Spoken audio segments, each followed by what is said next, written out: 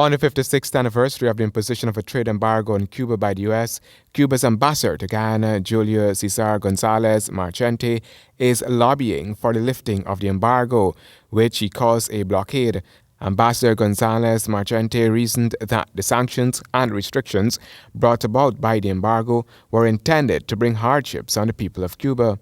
Because embargo is when you, for example, don't pay a debt, and then the people who you should pay it, make and embark something in order to apply a measure in which you can fulfill your compromise. But it is a policy that tries to kill the people, try to render the people by hungry, don't give it any option to live. And the cost is very high because sometimes when we can find a raw material in the United States that is a national market at 90 miles, we have to go to Japan, that is very far, to find it. To produce what? One product of the biotechnology or the pharmaceutical industry. He told the media in Georgetown that while efforts have been made to ease the pressure by President Obama, that process has not yielded any significant change. Because the blockade itself cannot be removed if the Congress don't approve it. But only the Congress have 3-4 elements that can change. The rest can be changed by the president. The Cuban ambassador did not deny that strides have been made, but explained that more could have been done. Obama have done some things, but are limited and not enough. He can do more.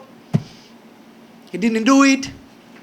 As the student said the other day, Obama left, the blockade remained, you did not finish. What happened? He talked about Guantanamo. This is another claim of Cuba. It's an illegal territory occupied against the will of the people. He said, we will close the prison. He didn't close the prison. The late U.S. President John F. Kennedy had imposed the commercial, economic, and financial embargo on Cuba in October 1960, after Cuba had nationalized American oil interests in Cuba. The ambassador lauded Guyana's role in lobbying for the end of the blockade against Cuba.